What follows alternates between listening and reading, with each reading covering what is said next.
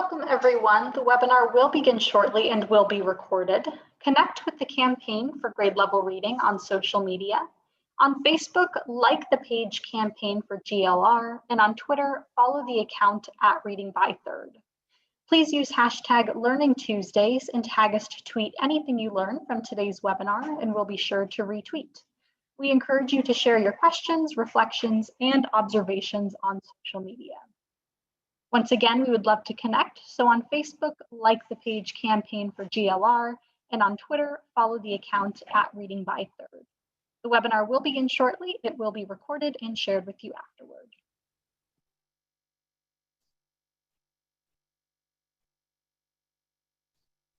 Okay, once again, welcome to today's webinar. My name is Sierra Sanchez, and I will be behind the scenes helping to produce this conversation. I have just a few housekeeping details before we get started.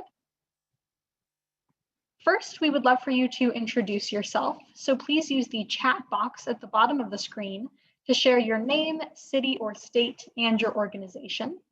Be sure when responding to select both panelists and attendees so that we all know who is here.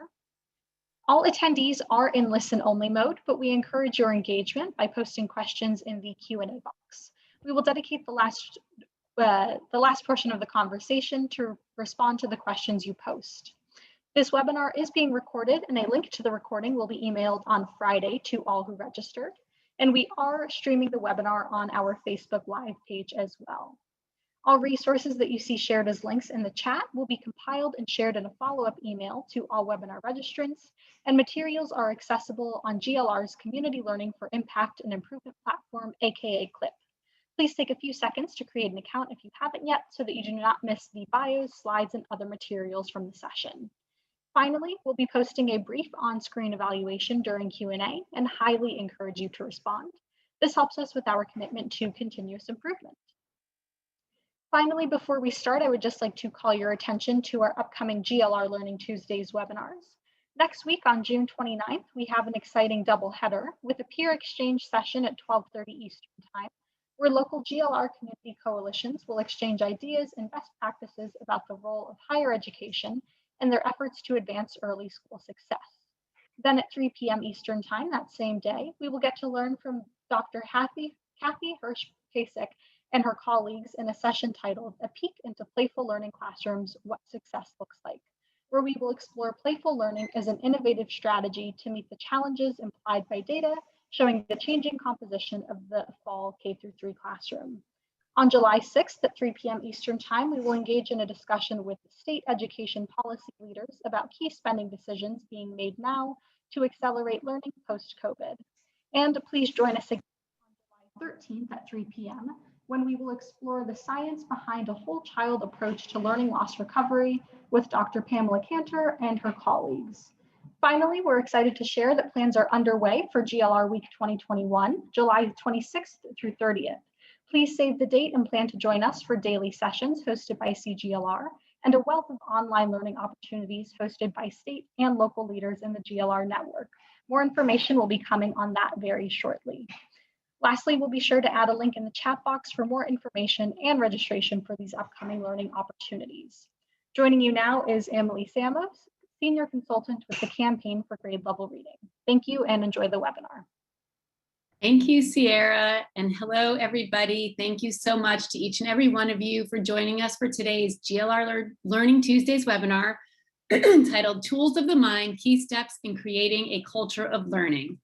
Today's exchange of ideas continues our Learning Loss Recovery Challenge series, which is a follow-on to a spring session that we co-sponsored with Education Week and co-hosted with the Rollins Center for Language and Literacy.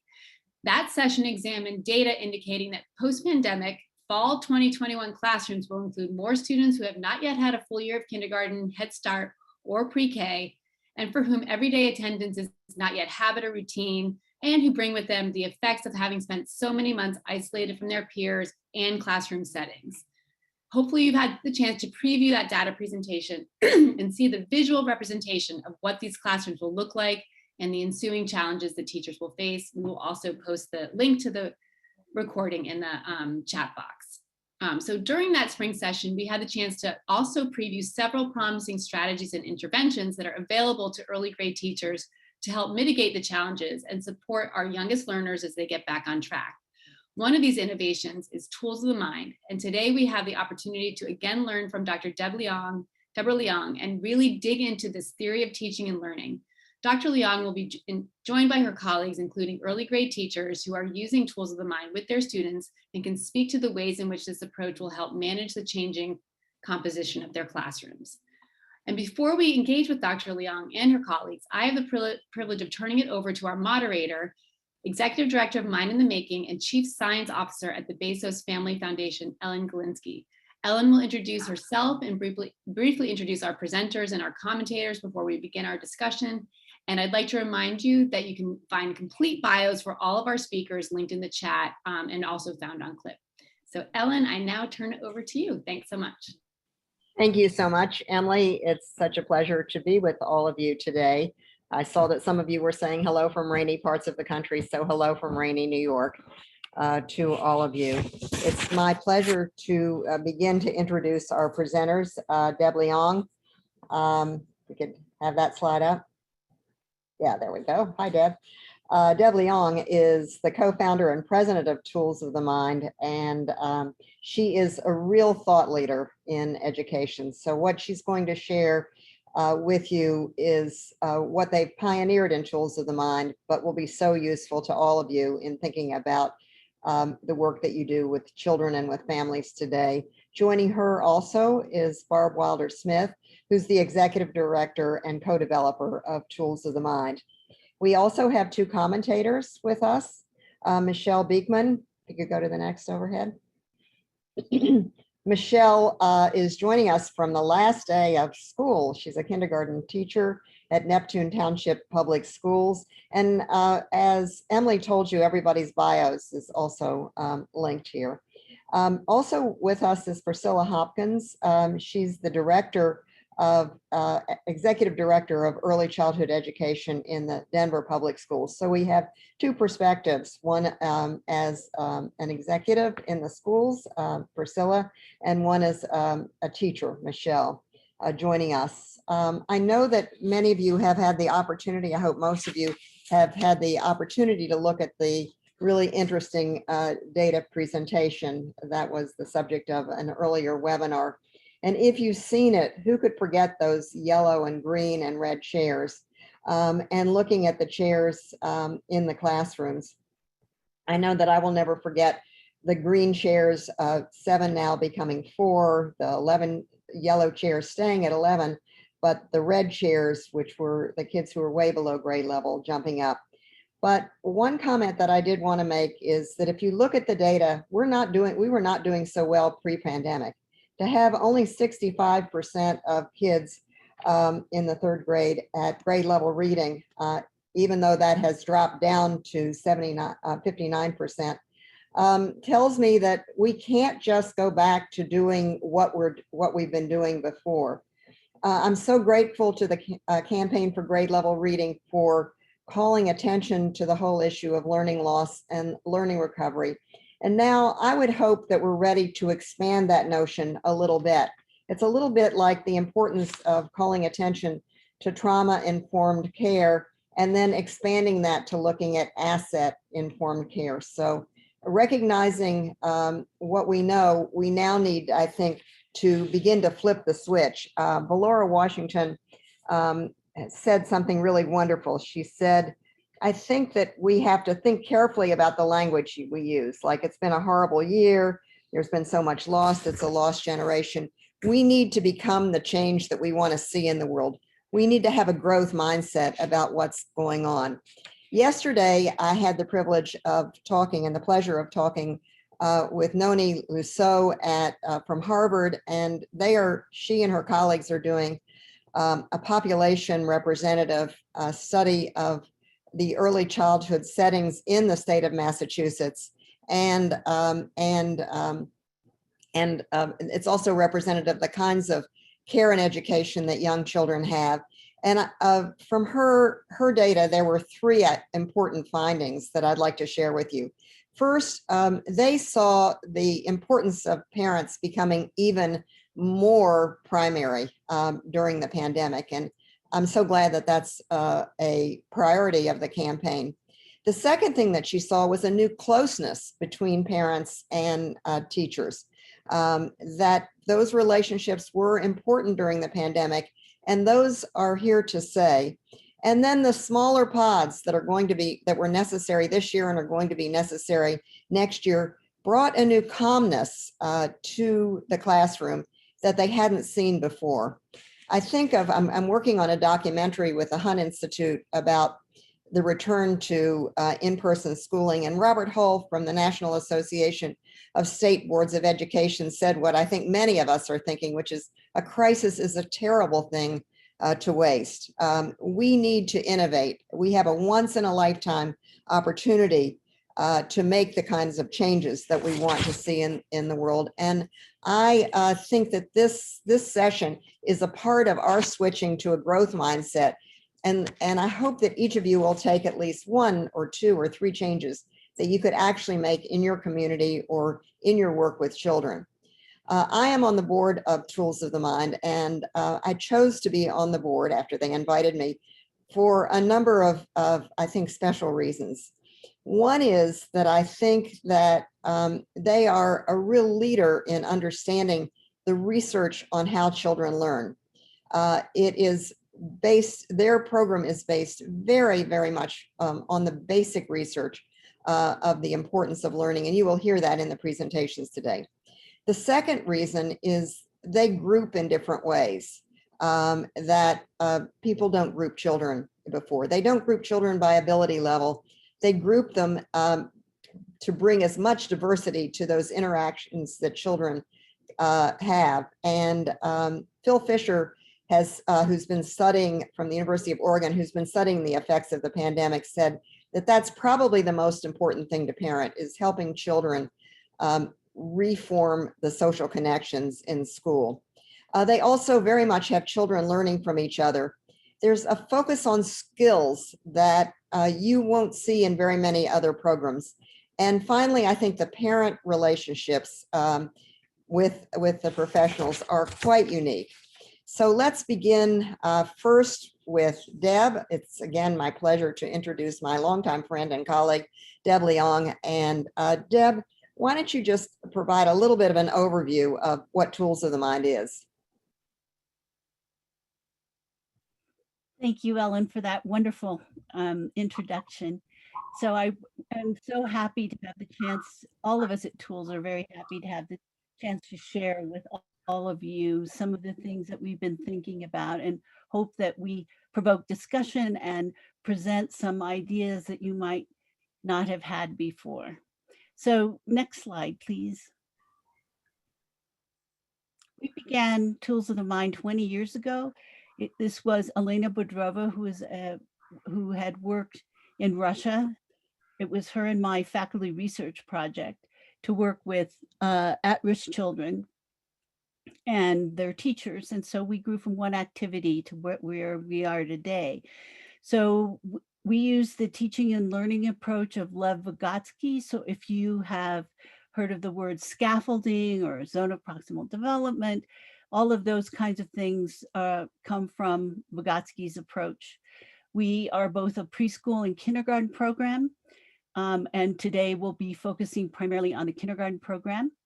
Our professional development is designed for teachers who are working in the classroom, and it's customized to fit the structure and needs of the school that we serve. So we believe in addressing the whole child, meeting children where they are, and we are equally invested in the development of teachers. Next slide, please.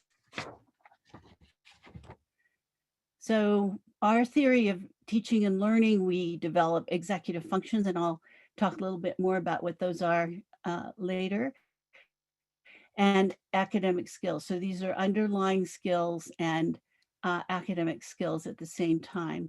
We scaffold based on child development. So we use the most current research to develop trajectories to help teachers understand what learning should come next. We integrate make-believe play and playful learning as leading activities, meaning that much of what goes on in the classroom is focused around make-believe play and playful learning as well. And we use those as a vehicle to teach the literacy and math skills children need to know today. And teaching children how to learn is embedded throughout all of our activities. Next slide, please. So when teachers go through tools of the mind training, professional development, they learn how to apply practices that support executive functions. We have created materials and activities so that it's easy for teachers to present all learning and all content and literacy skills and math skills, for example, in an integrative, cohesive way. We have developed a set of apps that they're our own reading and writing apps to support the daily literacy practice that children do every day, but also these apps collect information about the child's growing literacy and decoding and encoding skills and present those in a way that teachers can track and monitor daily progress in those skills. And then the last thing is we maximize opportunities to provide individual scaffolding for children. So we help teachers learn that there are many more opportunities for individual scaffolding than just their interaction directly with children. Next slide, please. So I thought I'd just take a minute to discuss executive functions because they play such a big part of in our program. So executive functions are a set of cognitive skills in the brain located in the prefrontal cortex. It's the green area in this, the picture of the brain here. They influence cognitive and social emotional behavior. And what's important is to realize that self-regulation is actually the result of executive functions. So when do children, and another really important point is that executive functions are developing in early childhood. There's a growth spurt that occurs between birth and age 7. There's also happens to be another one that occurs in adolescence, but there's growth in this area. And so we have to remember that young children don't have the same kind or level of executive functions and consequently self-regulation as they will when they are in 4th, 5th, and 6th grade. So when do you use executive functions? You need executive functions when you need to be intentional or act intentionally, and when you need to learn to do something new or on purpose. So it's not something you use when you're doing something that's a routine, but it's what you use when you're trying to learn something new, and which is the definition of going to school, isn't it? Next slide, please.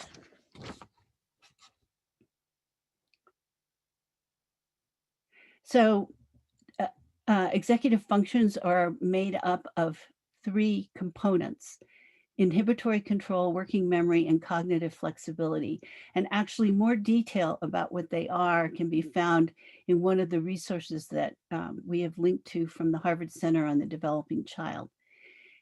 So this is definitions are taken from them. So inhibitory control is the ability to master and filter your thoughts. It enables you to pause and think before you act, to resist temptations.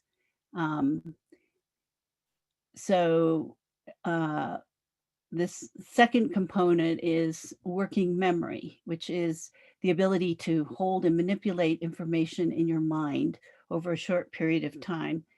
And so it's like being able to think about 2 strategies at the same time and choose between them.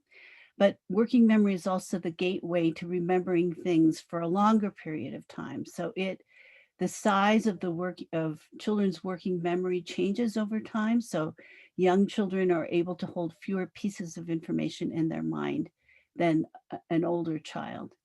The third piece is cognitive flexibility, which is being able to nimbly switch gears and adjust to changing demands, using one set of strategies, switching to another, and then going back to the first. So if you think about learning to read, it really does involve and places high demands on the young child's executive functions. So for example, children, if you're trying to decode a word, children have to focus on a specific letter and ignore the other letters around that letter and think about that letter's sound to symbol correspondence. They have to ignore the pictures. They have to ignore what other children are doing around them and to focus only on that letter. So there are multiple examples of this need to actually focus on very specific things as you're learning, as you're reading. For working memory, for example, children have to remember the sound that a letter makes. They have to realize that some letters make more than one sound. They have to remember that letters they just decoded so that when they decode the next letter, they can blend that with the previous letters.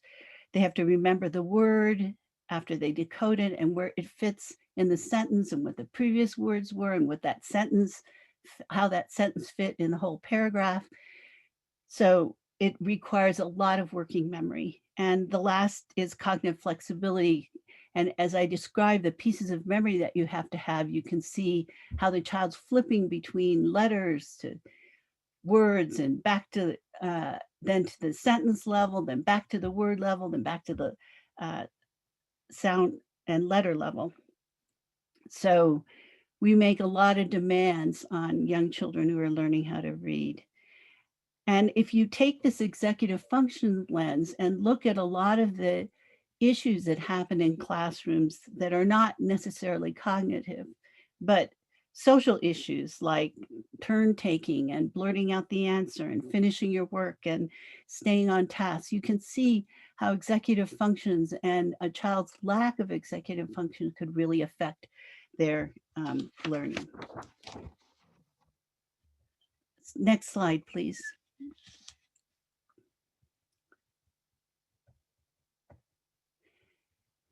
So in our 20-year history, we've been very well researched by neuroscientists and educational researchers who've studied our program, our whole program, parts of our program, just one activity in our program.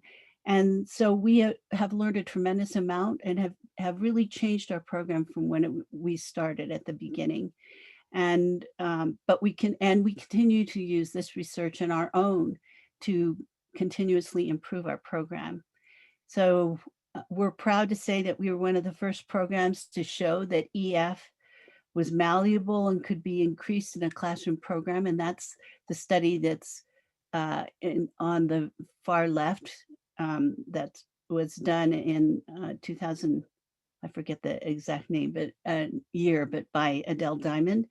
And the other two studies that are shown in this slide are the two most recent studies of our kindergarten program. And these were done at NYU and the University of British Columbia. And by researchers there. And they found that the tools approach to kindergarten really did increase executive function over the control group. We were able to close the achievement gap for minority and English language learners. And we increased literacy scores in one of the studies that lasted into the next grade when they ended the study. We were able to decrease child stress and increase children's enjoyment of being in school and being in class. And we were also able to affect teacher stress and teachers' feelings of efficacy. So we continue our focus on dual teachers and parents. Next slide. Deb, I have a question, I mean, one of the things I'd like to say is that it is what you are, the way you are defining executive function is so important. Some people think that it's a proxy for kids' behavioral management. And the way you're describing it, which is true to the research definition, is that it really is a set of skills that underlie success. That's why you have the results that you do and so many other people do. So I wondered if you'd tell us just a little bit more about why you say how we teach is as important as what we teach. What do you mean by that?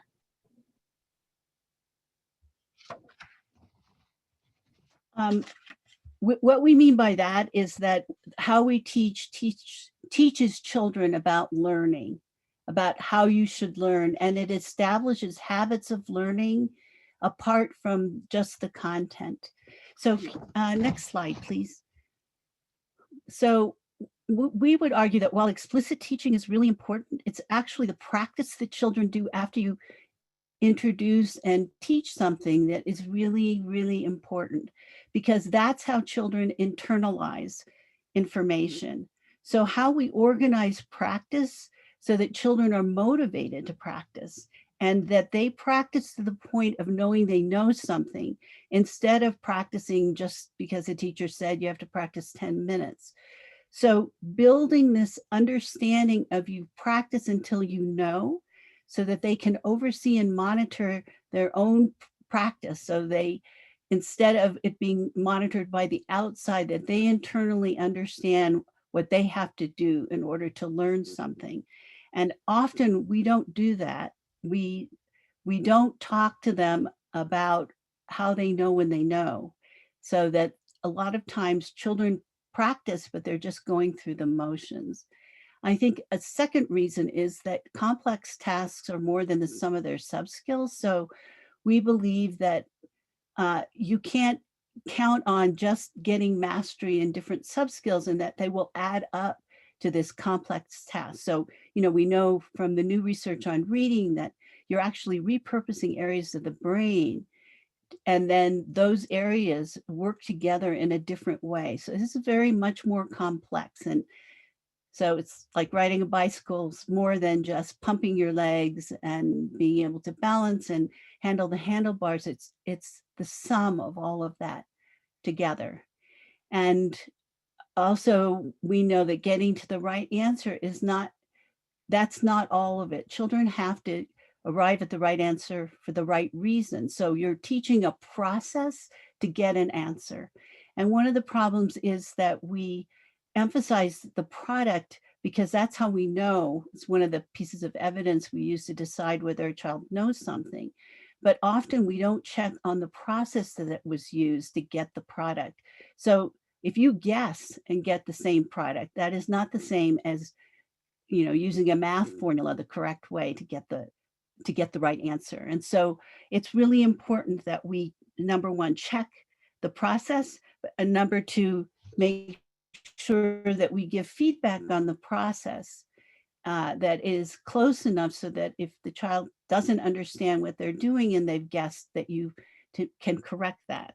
So it reminds me of having looking at the two kids that had done a penmanship project, and they'd written A 10 times, and one child had painstakingly written each A, and the other child had written 10 C's and then went back and crossed them. So when the teacher graded or gave feedback on the final product, it looked like both of them were correct. So it's just a reminder that how you set up the process of practice is really important. And finally, the reason that how we teach is so important is that if we focus only on associative memory, which is pairing two things together. So that's what happens when you drill children. You hold up a letter and you say, what letter is this? And the child says J. It's not that you can't learn that way, but it's that learning is quite superficial unless the child has other concepts that they're hooking that onto, so that they develop deeper neural networks. And so we need to be sure that we take the time to help children create those neural networks. And so this has led us, next slide, please, to really actually look at every activity that we have as an opportunity to teach children how to learn in addition to the content. So Ellen, Yes, I think what, so go to the next slide, please. I think what you're doing is so important. Again, I said executive functions are not just compliance. And here practice is not drill. It's using the information that you have. But to make that come alive, I'd like to switch to Barb and talk about how you do this learning actually in the classroom. How do and what do you mean by metacognition? But how does this actually look in a classroom? Because if you hear practice, you think of kids doing that. Jay sounds this way over and over again, and that's not what you mean at all. Thank you, Ellen. Yeah, I'd love to talk with everybody about this. So for us, when we talk about metacognition, especially in early childhood and kindergarten, but as well in pre-K, what we first start to do is engage children in conversations about what learning is, that learning involves mistake making, and that if you understand what learning is and you can think about your thinking, then you know how to improve your learning and how to learn intentionally. So we weave that in across our curriculum and our schedule of our day in multiple ways. And if you'll advance to the next slide, I'll be able to share a little bit more. And so what we do in order to support kids to be able to think about their thinking is we have a lot of conversations where we engage children in doing this. And what we find is that although elementary school years are where these skills are really developing, we see them developing in kindergarten and even in pre-K. I have a favorite memory of visiting a Tools of the Mind classroom way up in Maine. It was in Bath, Maine, and it was a pre-K classroom of 3- and 4-year-olds. And we were having lunch and it was tacos for lunch. And this little guy next to me had an epiphany and he was like, I'm eating tacos and I saw a Taco Bell commercial on TV. I'm making a text to me connection. And I thought it was a brilliant example of a young child being able to think about his thinking and actually even classify what kind of thinking he was doing. So it's important for us that teachers support children's thinking about their thinking by helping them become aware of how they get an answer, asking them questions, helping them be aware of what strategies they're using to learn and what other activities they could apply those strategies in, and being intentional in using strategies for memory and attention, because as Deb was saying, being able to hold things in your memory, being able to focus and sustain attention and persist at challenging tasks are key components of executive functions. So if you'll advance to the next slide, I'll be able to talk with you a little bit more about this. So here are some of the things we do. One is we have a number of activities and tools where kids talk with different children in the classroom in partnered exchanges. And so in those partnered exchanges, we have a number of questions that are designed to build metacognition. Some of these include things like, what do you say to yourself to keep going when something that you're learning is hard? Learning some things that are easy. What's something that's easy for you to learn? For other people, learning some things are hard. What's something that's hard for you to learn? What strategies do you use when you want to remember something? What are the steps in this activity? All of those kinds of things we have kids talking about a lot in peer-to-peer interactions. And then our teachers are quite incredible in intentionally modeling making errors, and then as importantly, modeling how to learn from and correct them. So they really work hard to demonstrate a no embarrassment mistake-making culture, that mistakes are an opportunity for learning and almost exciting in that nature and matter of fact. So our teachers make mistakes, they show how to correct them, everything keeps going and there's no energy around it. And in the same vein, our teachers really validate children's errors as opportunities for learning. So we don't use erasers in Tools of the Mind. We want to see the history of mistake making and celebrate it with kids. Like, what did you notice when you crossed that off? What were you thinking? You realized it wasn't right. The letter makes the sound. And look, you put this other one up here. Look at how you're learning how to learn. So those are some of the ways that we work on it with children. And then if you move to the next slide, I'll tell you a little bit about the structure of how we do this in kindergarten. So In kindergarten, our children have learning plans, and each day they plan what they're going to be doing. And then once a week, they have a learning conference with their teacher. And in that learning conference, they look over all of the work from the past week, and they talk together with their teacher to set learning goals. And it's really important to us that children own those learning goals. They're written in the child's own writing, and the teacher is a guide and a coach to help co-construct those goals. And our teachers support the children in coming up with these goals by making sure they're attainable, tangible goals. They help children, they include social, emotional goals that help children plan how to handle difficult or frustrating situations. We meet, you know how it's one thing when you set a goal, like a New Year's resolution, and then you never revisit it. We build in a structure so that children are looking at their goals multiple times across the week, talking with another child in the classroom about what they've done to move towards meeting their goals. How's it going? What are the opportunities ahead in the rest of the day to help them meet those goals? And then at their next learning conference with the teacher, they talk about last week's goal. How did you do meeting it? Is it still a useful goal? Do you need it for another week? We don't all meet all our goals in a single week. Or talking about how to change the goal if it wasn't working for the child. We focus our goals on generalizable strategies that are going to help improve learning. So you can see the very bottom of this learning plan, the child's written in their own estimated spelling to slow down at penmanship. So instead of writing neater, the goal is what strategy will you use that could help you write neater, and that strategy could help you in other learning experiences in the future as well. And it might not be that slowing down is enough for penmanship. It might be to do some of what Deb was referencing earlier, like say out loud how you form a letter efficiently and quickly to move on to writing another letter. So the teacher's helping the child think about what strategy the learning goal could be focused on. So I think it's the generation of goals and the support of it, the weaving into the classroom culture opportunities to read their goals again and reflect on whether or not they've made progress in meeting them, and then reflecting on it with the teacher to generate the next one. If you'll move to the next, or as you get ready, we've got a video to share with you, and I'm going to tell you a little bit about what you're going to see. In this video, you're going to hear some tools, kindergarten teachers who were in their very first year of learning to implement tools. And at the beginning, they had a lot of hesitation about learning conferences and plans and children writing goals. And so they're talking excitedly about what they're thinking and feeling about it now as they're reaching the spring of their first year of implementing tools. And then you're going to get to hear some children talk about their current goals. Let's take a look.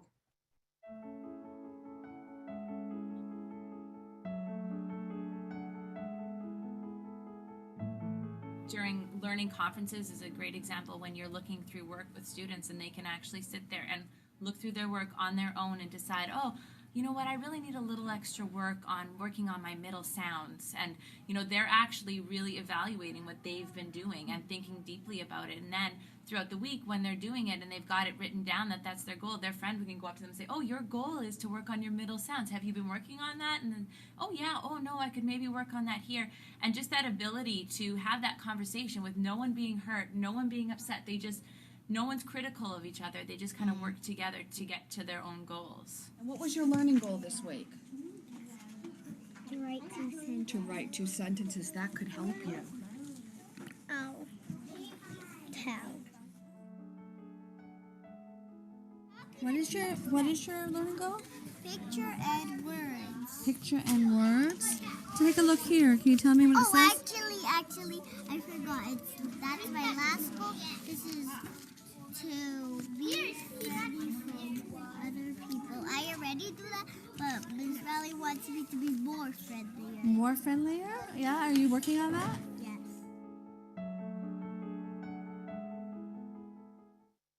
One of the things I love about that video and the little girl at the end, right, is that when you ask her goal, she remembers last week's goal. And I'm looking at her paper there going, that's not what it says. And then she realizes, oh no, I got a different goal this week and I'm working on it and I've already accomplished it today. And who can ever forget that your goal is to be more friendly? Or it's so wonderful. If we could go to the next slide, I think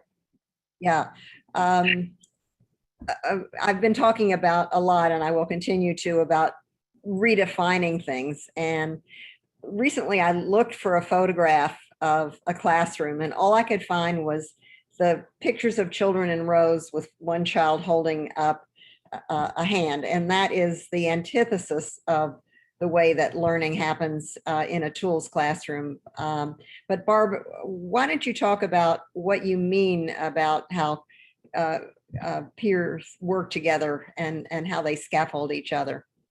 I'd be happy to.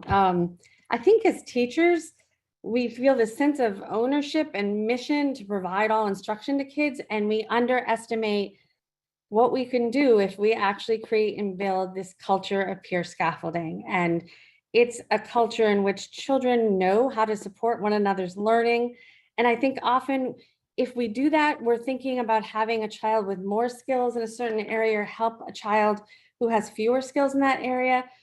But actually for us, there are tremendous benefits to helping a child who has more skills than you, reflecting on their work with them, and helping a child that has fewer skills.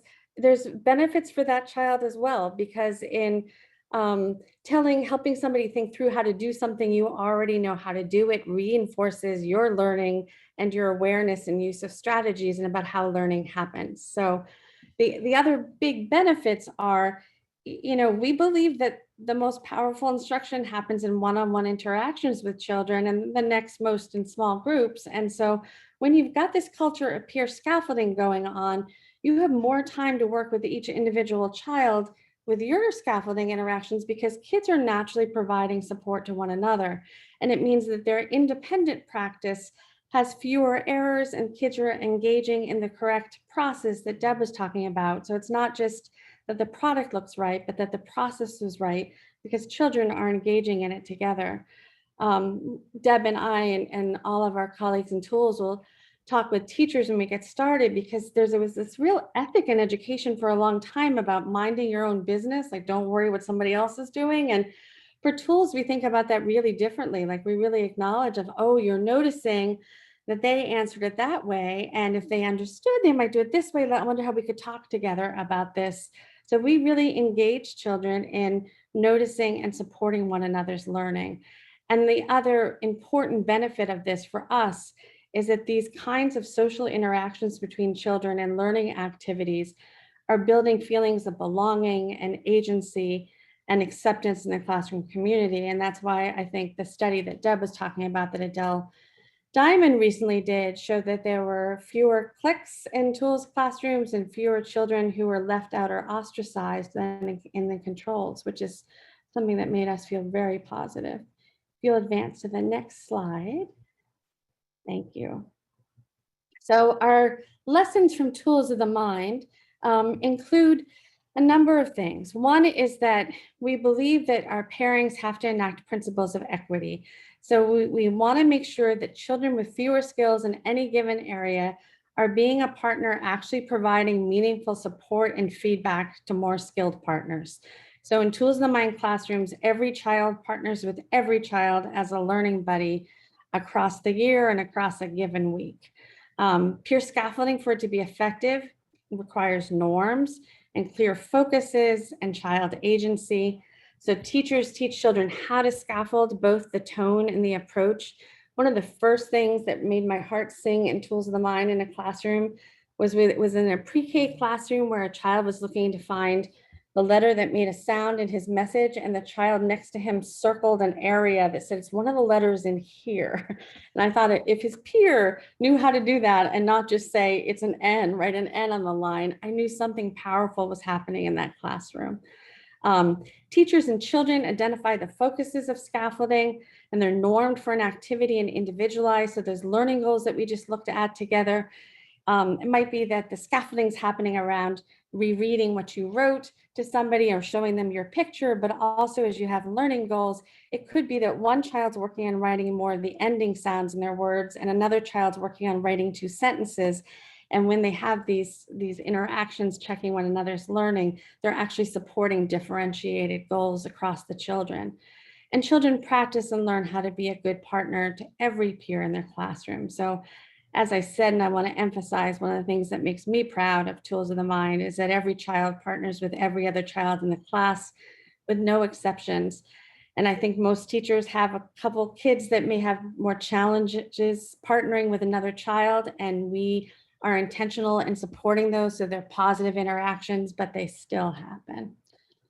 So in the movie we're about to share with you next, I'm going to tell you a little bit about it so you'll be able to get the most out of it. You're going to see some kindergarten children engaging in peer scaffolding interactions. The video ends with a kindergarten student sharing his drawing and writing about our study buddy interactions. And as he talks about what he's drawn and written, I wanted to encourage you to keep an eye and ear out to get a glimpse of his metacognitive understanding as he describes the writing processes of two different classmates.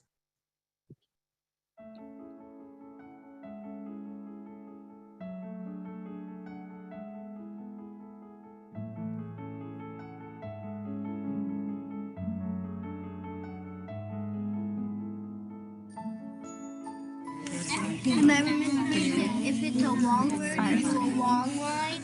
If it's short word, it's a short line. Could you please read for me? So you know what? Point the words. Climb with grabbing hook. Okay. Annie saw a door. Jack climbed the moon. Annie saw two. Have you seen a film? Can we build it? Yes. And say hi to the moon. Annie said to say hi to the moon. That's Annie as a cat and Jack as a dog. No problem. There's no space right here. You need a date. You have to finish your date. I love that. Okay. And the J right here is backwards. No, you did. Now that's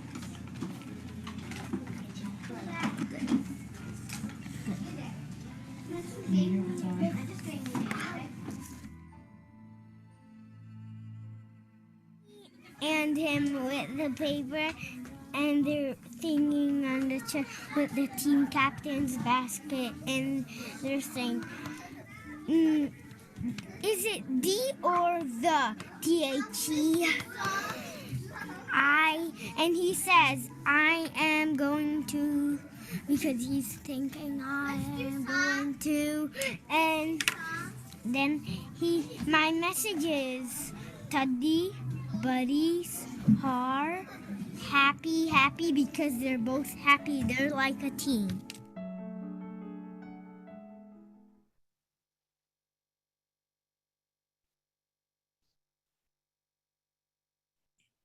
Okay, we can go to the next slide. And I'm going to have to leave right after this slide, so I'm going to introduce this next section, but then I want to say a few things that I might have said toward the end, since I have to leave for another presentation. But I've been talking all the way through about redefining terms, that is redefining executive function as more than compliance. It really is the way we learn. I've talked about redefining practice. It's not drill. It really is doing things again and again and using the information that you have, redefining mistakes as legitimate part of learning, redefining learning as not just teacher to child, but child to child.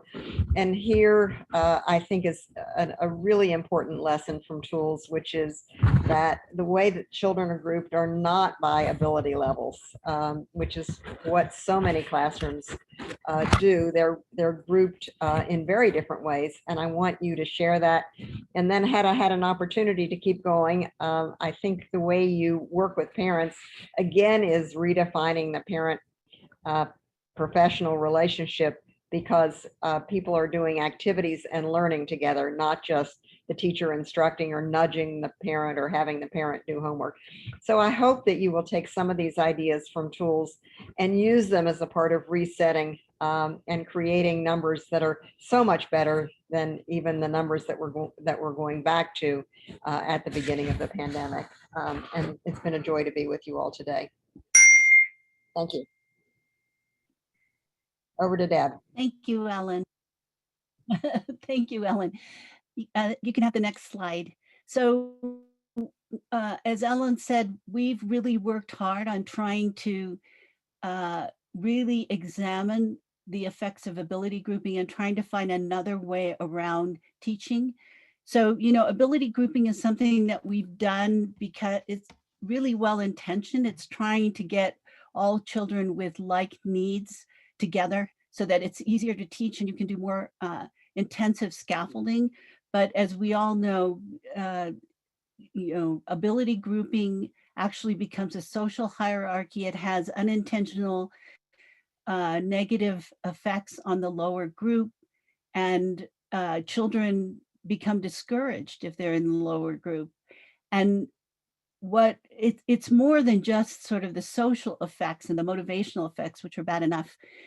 It also leads to inequity in learning opportunities because the lower group doesn't have the same kind of content as the higher group. The lower group is reading books like buttons, red buttons, green buttons, yellow buttons, and very simple text, whereas the higher reading group, the kids are already beginning to read facts about dinosaurs and interesting stories. So this is a big problem because actually over time, the lower group's content becomes less and or stays at the same level, and the higher group keeps growing. So this differences have a lasting impact. And I think most important is that actually ability grouping has unintentionally become a form of institutionalized racism because the children in the lower group are usually children of color, children who don't speak English, children who don't have the background, the same background knowledge. So we need to find another way to provide scaffolding and to group children so that we don't use ability groups. So the next slide shows some of the, and I'm going to go through this much more quickly. The next slide shows how we do that. We try to maintain a sense of intellectual equity in the classroom so all children have the same opportunity to engage in the same complex, intellectually interesting content. And then we develop materials that allow the teacher to provide the scaffolding that they need. So on this slide, there's a picture of the science mind activities where children are studying layers in the rainforest, and all the children do the same activity, but some children, when they're writing their little report, they write with fewer words than another, and other children that are at higher levels. So we try to increase keep the exposure to the content that's interesting the same. The next slide, please. And more specifically, in this slide, you'll see what we actually did is we created our own books, and the books cover the same content, but as you can see on the right, that the text in the decoding challenge is different. So the top decoding challenge is less than the lower. So children have the decoding challenge and the practice they need, but at the same time, they're studying the same thing so that they can talk about what octopuses do and what kind of animals they are with each other. We also provide lots of different kinds of activities to study the same concept. So children play it, they dramatize, they make models, etc. So the next slide is a video of this, another example of this, and it shows what you're going to see is two children who are partnered together and they're engaged in a playful learning activity. It's a decoding activity. One child, and the children are at different levels. One child is at a level of sounding out words sound by sound. The other child is using orthographic spelling patterns. They are working together. The materials are self-correcting, so the child who isn't able to decode the word that the other child is decoding can still tell the child if they're correct. second part of the video shows why we feel heterogeneous grouping is so important, because it provides opportunities for peer scaffolding. So go ahead and show the video. Thanks.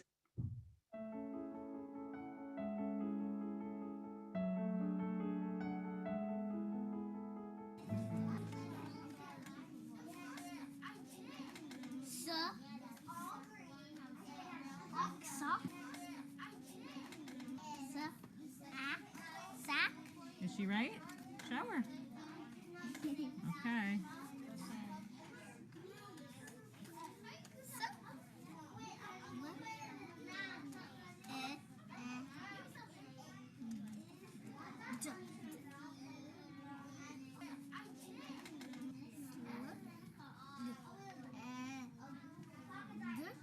Sled. Yeah! This is my first cup. Hey.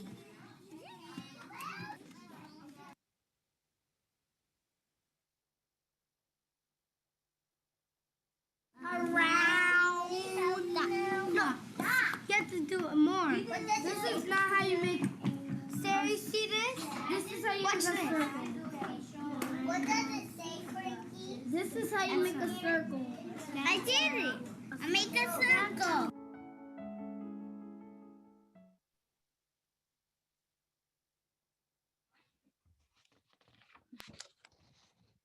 And I'm going to talk about the last idea that Ellen began to speak about, which is being intentional in how we partner with parents. And so if you move on to the next slide, one of the things that came out of COVID-19 for us was a recognition that we could extend this culture of learning beyond the walls of school into home. And the opportunity for us in COVID-19 was how to help make that happen. And one of the things we saw in the very beginning of all that was a sort of pivot to worksheets and some of those practices where the product can look great, but the process wasn't there. And because dramatization and make-believe play are such a big part of our program, we wanted to make sure that was happening at home. And we also realized parents were juggling a ton, everything that everybody else out there juggled. So our approach to thinking about this was like, parents and teachers each hold important information that the other one doesn't have. Parents know their child pretty well, their history, and have helped them learn a lot of things before they get to school.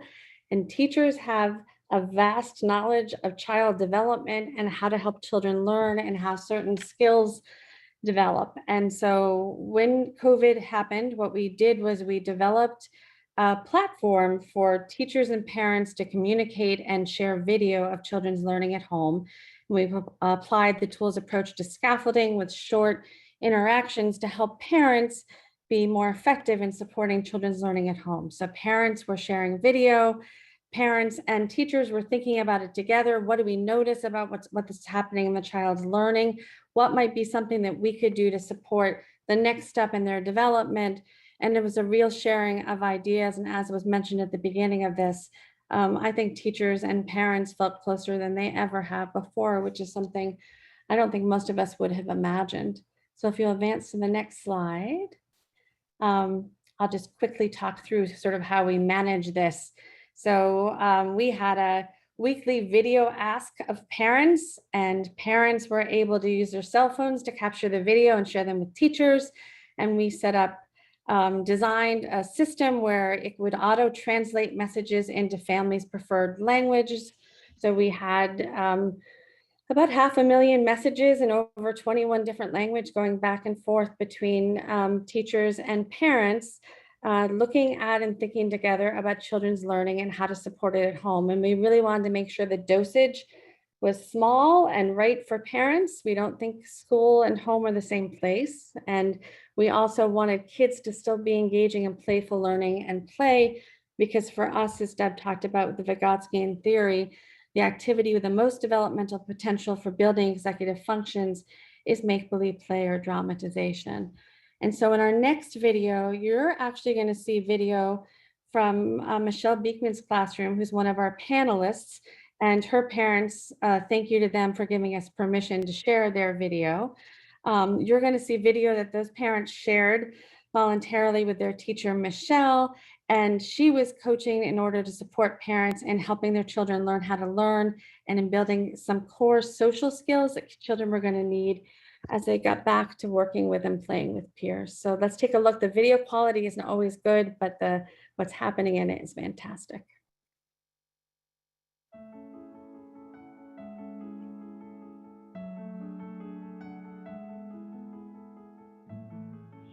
But she didn't get to finish what she said. Okay, so what did they see when they looked out the treehouse? They saw ninjas near Mount Fuji. And then they How many climbed up. ninjas did they see? They saw 3. No, they saw 2. Oh yeah. Next. And the treehouse is way up high.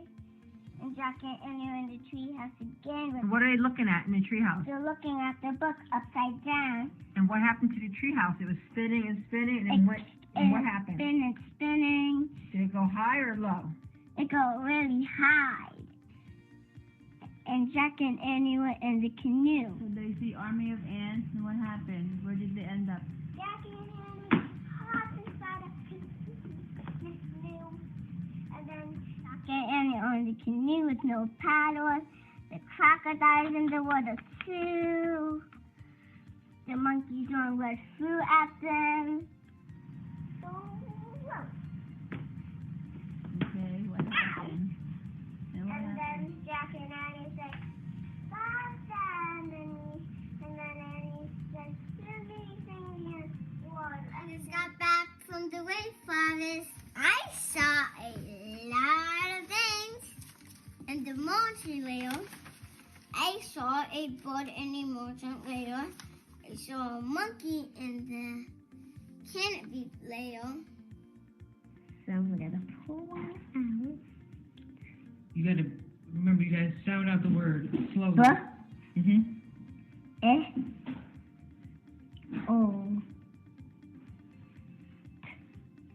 Bolt. Belt. Yeah. I have E. Who has D? I have D. Who has B? I have B. Who has C? I have C. Who has H? I have H. Good job, Tweety. I'm really proud of you. Well, it's mean. Is it an animal? No, it's mean. This is an animal. No. It's mean. A witch. No. It's mean.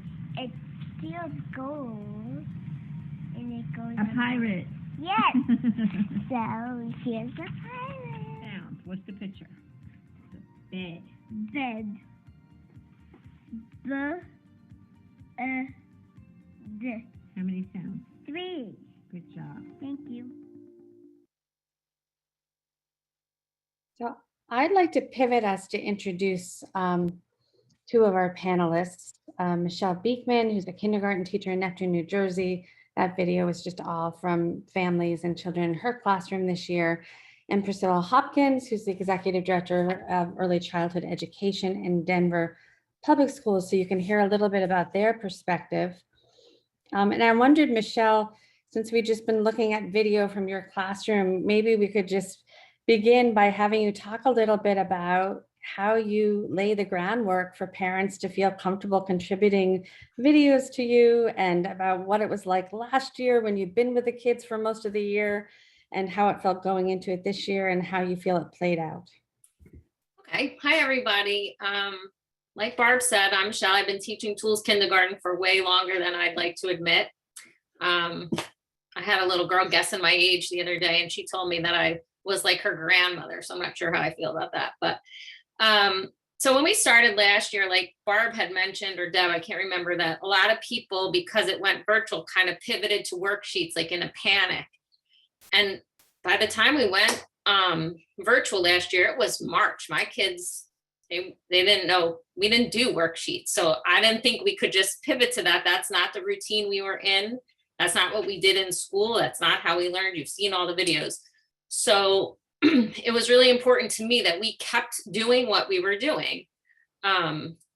So I just kept our routine.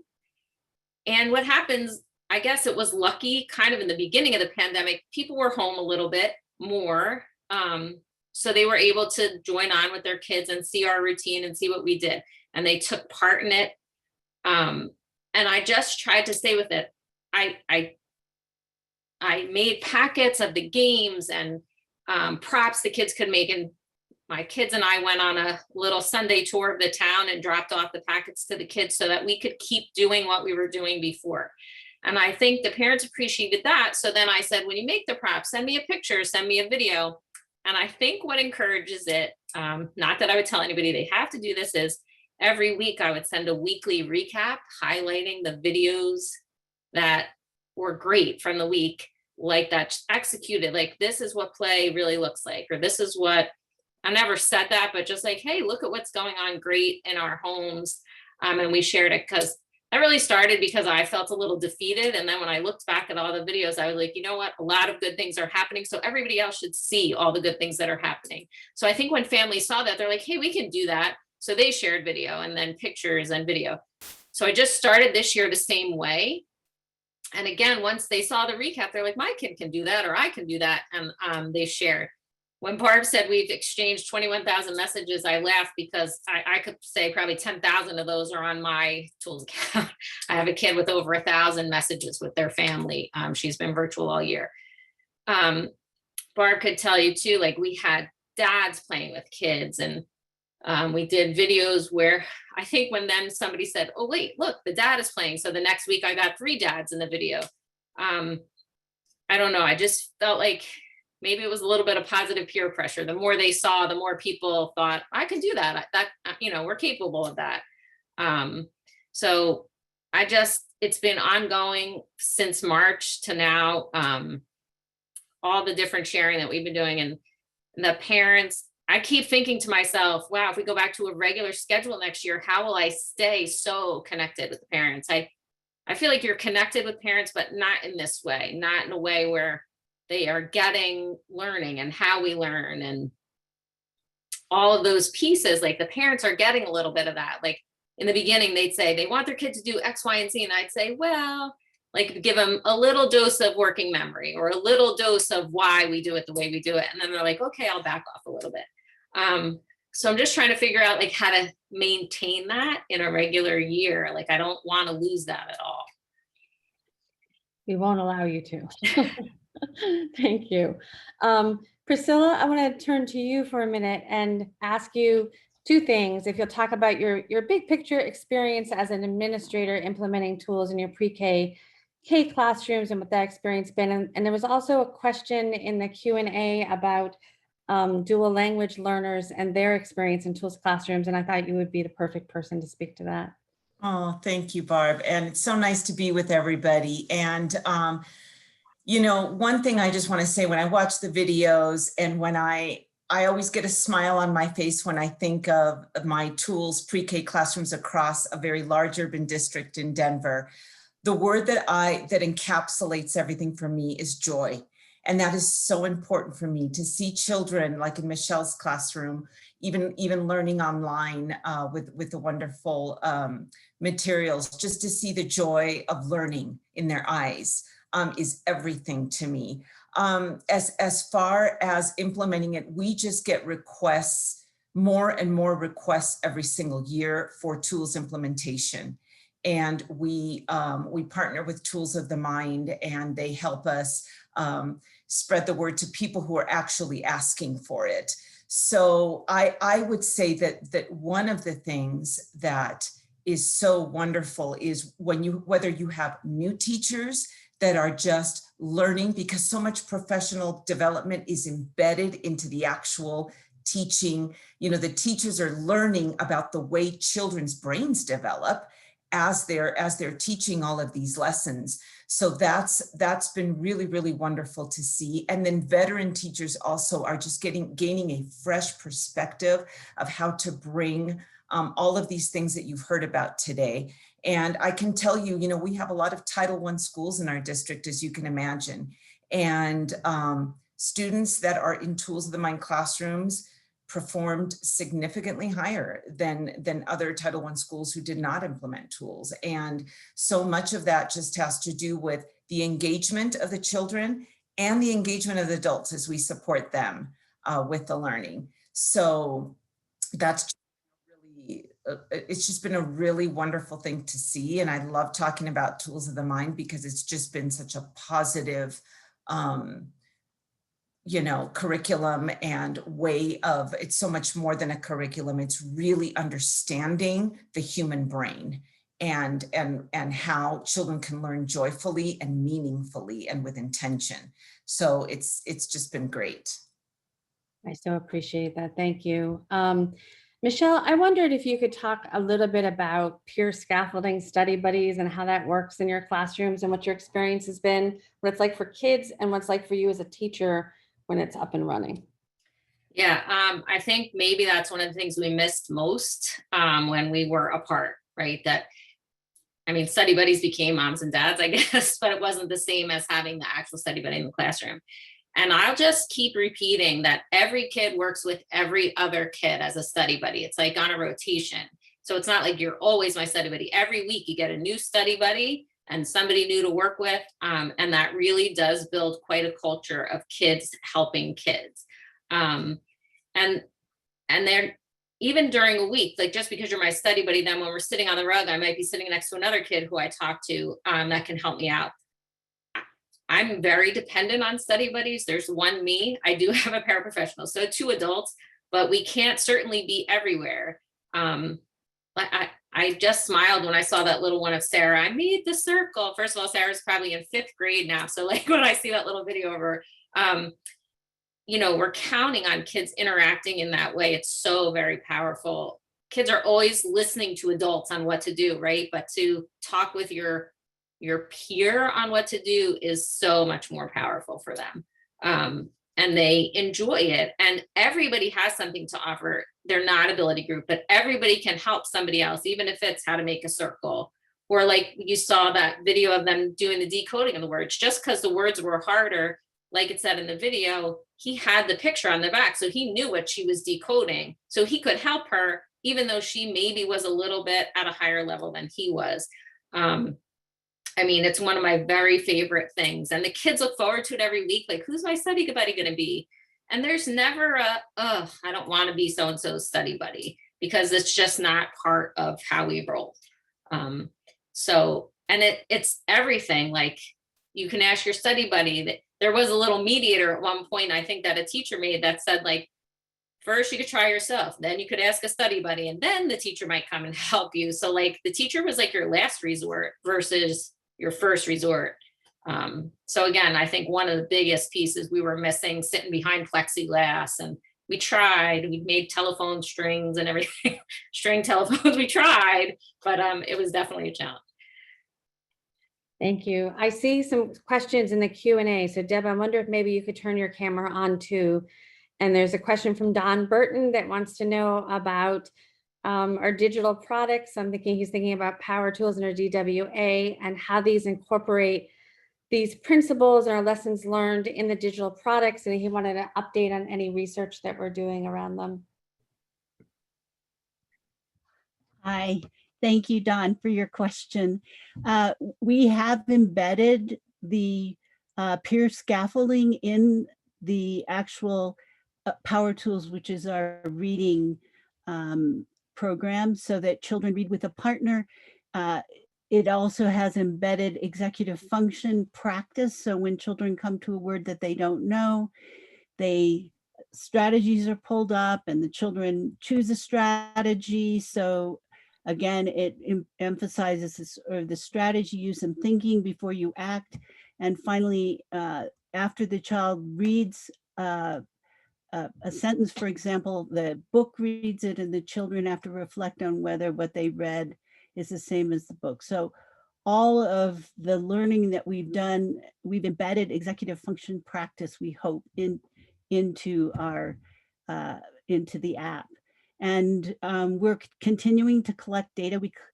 The data was kind of disrupted by COVID, because we had parents who didn't have access to the technology. We which is a reading on an app. We have made it so that it works on any device. So, and so we're continuing to collect data information about the effectiveness. But before the pandemic, we found that children who did use the app a lot ended up, almost all of them reached grade level. So we had pretty shocking, shockingly successful children getting to grade level.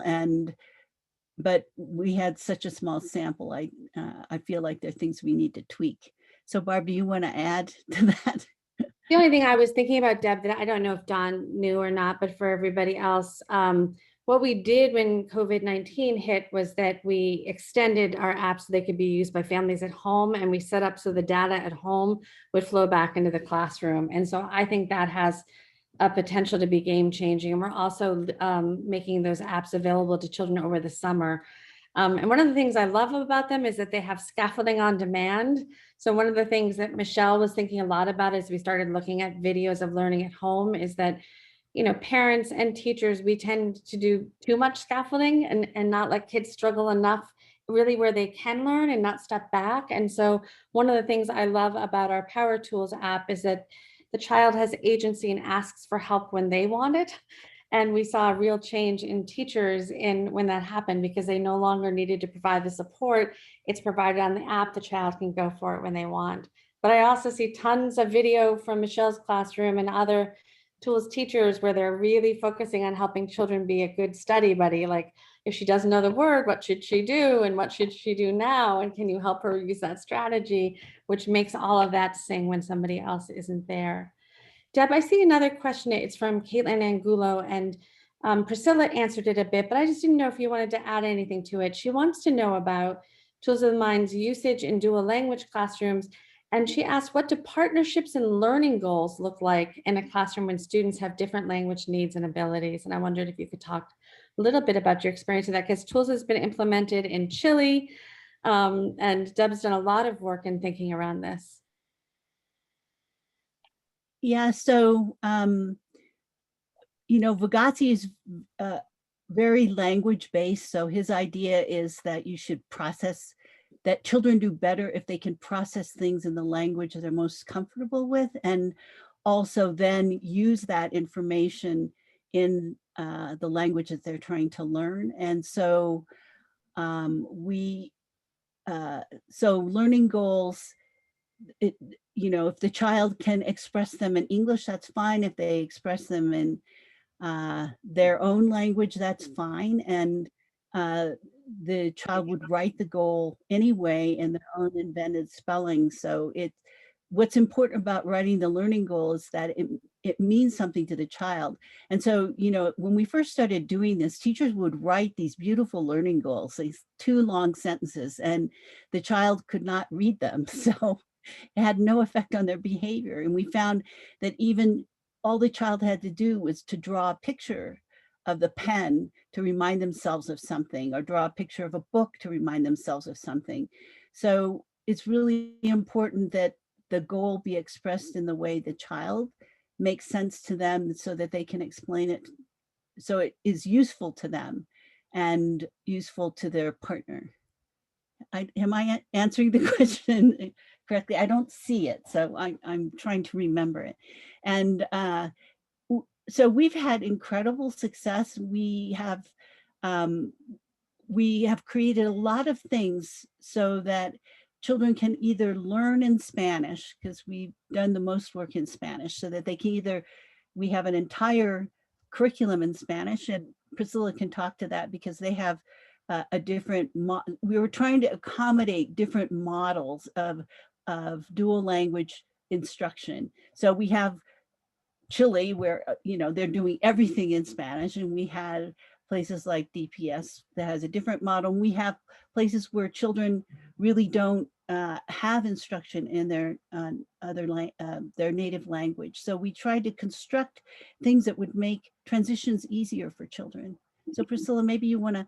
Yes, and thank you, Deb. Definitely. I can say I'm an English language learner myself. When I wish I had tools of the mind in kindergarten because I didn't speak a word of English when I came to kindergarten. And so for models that don't use native language instruction, I can say that tools of the mind just provide so many rich experiences and opportunities to talk and opportunities to engage with the adult, with the children, and with just interesting materials that I have seen a lot of growth in just children's vocabulary. You even saw some of that in the video, some of the vocabulary that the children were using, just because their interest was there. And then again, we also have what we call a transitional native language instructional model. And that was very useful too, because Tools of the Mind is also in Spanish. So for our classrooms that used Spanish native language instruction, that's the need that we have in Denver. Those children were able to learn in their home language of Spanish. So that also worked well. And again, lots of opportunities for then the transition into English. And it was wonderful just because of the richness of the stories and the vocabulary and the intentional opportunities for learning. So it worked well with the various models that we had in our district. I hope that helps.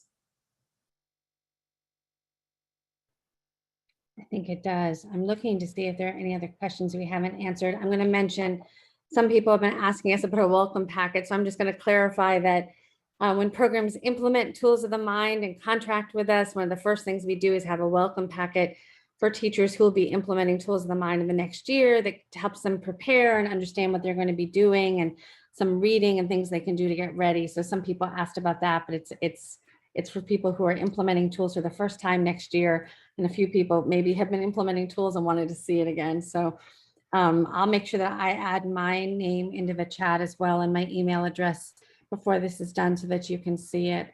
I just want to see if there are any other questions we should bring up. It looks like our poll is popping up now too. Let me just look here. I'll just pop in to really encourage folks. This is Emily, to please complete the poll. We really take this feedback to heart. So as we're continuing with the questions, please do complete the poll. Thank you. So here's a great question. Arnie Richmond's asking, what happens when children go to the next grade and they're in a classroom that doesn't use tools? That's a really familiar question for us. I'll jump a little bit. I actually had the privilege of being sent to be a first grade teacher just to address that whole little issue. So I got sent out of kindergarten to first grade for a little bit for that reason.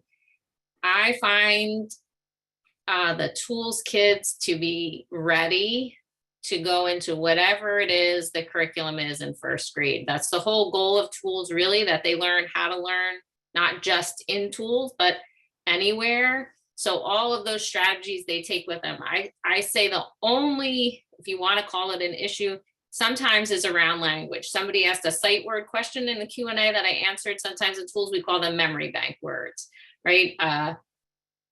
I think like a lot of times in tools, when kids are writing, we'll say, write your message and not sentence a lot. So sometimes that is confusing. So if you could, within your district, just connect on language, what first grade teachers are saying versus what kindergarten teachers are saying, to me, that seems to be really the biggest, I don't know, what do you call it, roadblock for kids. You know, if a teacher could just say in first grade, remember you called these memory bank words in first grade, we're going to call them sight words, it's over after that. Or remember when you used to write a message about Jack and Annie, we're going to call it a sentence. Or if I say it at the end of the year, whatever they're going to say next year, then it's really over. Our district too has, kind of allowed like a little 6-week period of like, if they still need a sound map, allowing that to be okay in first grade, even though they don't use tools, like, some of the tools that they're used to, if they need it just to transition over. The reading specialists have tried to learn a little bit about power tools. So if they're helping a kid, that's something familiar, they could read first. I think the transition is pretty seamless no matter what the curriculum is in moving forward. Michelle, I saw some of the same things because I've been a principal in 2 schools that use Tools of the Mind. And I can say that another thing that we did was we just had the first grade teachers. We gave them an opportunity to visit the classroom of their incoming kindergarten students who would be first graders in the fall. And it just really, really helped them like understand, okay, let's start in a challenging way here. These children are writing, they're reading, and let's just get right into it. So again, some meetings with their previous teacher, which I think most schools engage in anyway, but also just a visit to the classroom to really see the independence of the children and their abilities and their confidence was really helpful. I say we do the same exact thing, Priscilla. We do it both ways. I go to pre-K, they come to me, then I actually go to first grade, they come to me. And we've had a lot of first grade teachers going, wow. And I would say, if anything, they're underestimating what the kids can do when they get in there. And sometimes when I see their beginning first grade rating, I'm like, nah, they could do way more than this. Today, we did our last, yes, I did it, a storyboard on the last day of school. And I put that writing in their folder, like, look, this is it. This is what they're doing today.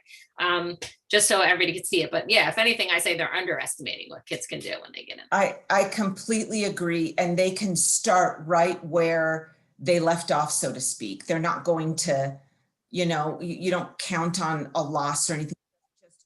They're ready to go. And there's no reason not to let them do that. So. Yeah, one of the things that we do also, by the end of kindergarten, children file their own work. They keep track of their own work. They when you have these learning conferences, it's really wonderful. They sit with a partner and they go through their work first with the partner, and then they meet with the teacher. And I've had first grade teachers say, I can't believe they keep track of their work. They file it. They're really careful. They make sure it isn't ruined. They get very upset. They never write on each other's papers the way you see in some classrooms. Children will scribble on other. They're very respectful of their own work and other people's. And a lot of first grade teachers would like to do that. And we do send with them a packet so that if they want to do the same kind of learning conferences and have children organize their work the way we do in tools, we're really, the kindergarten teachers go in and teach them how to do that. I mean, we're very hopeful. And in fact, in some schools, they've adopted the ideas all the way up through third grade. So that's what I was going to talk about, Deb, is that we're beginning to work with some of our partner schools to work with their first through third grade teachers, or in one case, first through fifth, about how they can apply an understanding of executive functions and Vygotskian theory to build the classroom culture with whatever curriculum they're using in first through the end of elementary years. And that's been a really exciting project to be doing. I see one more question here that I'll lift up for everyone to respond to. The question is about physical and motor skills development and tools of the mind. And it made me think, maybe Michelle, you could talk about physical self-regulation activities and some of the fine motor activities. Yeah, there's tons and tons of movement and physical activity built into the day. It's one of my other absolute favorite things. Every time somebody asks me about it, I laugh about Deb bringing Clancy Blair from NYU in, and we were doing the cha-cha slide because the freeze game gets old after pre-K and we had to up the ante. So there we were. But there's so much movement. There's lots of different activities kids do. We do a graphics practice, which is a fine motor practice that builds into penmanship, that doesn't feel so drill and kill boring to kids. There's music, you stop, you start, that embeds a self-regulation. It practices the strokes kind of first through little stories. You give a story, you do it. So that's all built right in. I'm not going to be there tomorrow, last day of school. My aide said, is the music here? That's what's important. Is the music here? We use it for every transition. The kids move all the time. They're so good at it. And so like, if I'm not there, the music kind of leads the day. So there's plenty of all of that really built in. And even in the pre-K too, I know that, even with the pandemic, they're like, well, we need X amount of this gross motor and, playing and moving. So yeah, it's all really built in very nicely. Well, thank you, Jackie, for that question. Thank you, Michelle Beekman, for leaving the last few hours of your last day with children. I know that wasn't an easy thing, so I'm so glad you were here. Thank you to Priscilla Hopkins for being here and bringing an administrative perspective on all of this. I think it's been so helpful. And thank you to Campaign for Grade Level Reading for bringing us all together to talk about teaching and learning and how we can really meet children's needs next year and in the years ahead. Well, thank you so much, Barb and Deb and Michelle and Priscilla. This has been amazing. We are so thankful to all of you for listening in and your great questions. And we just want to close out by reminding you that we've got some really exciting sessions coming up. You see it here on the screen. So please join us. I just posted again the link to register. And then also, as Sierra mentioned, not on this slide, but the week of July 26th is GLR week, which we will have really several very exciting sessions for everybody to participate in. So thank you again to everybody. Thank you to our amazing panel. This was so interesting and so informative. So we hope you will join us again. Thanks, everybody. Thanks, Emily. Bye, everybody. Thank you. Bye, everybody.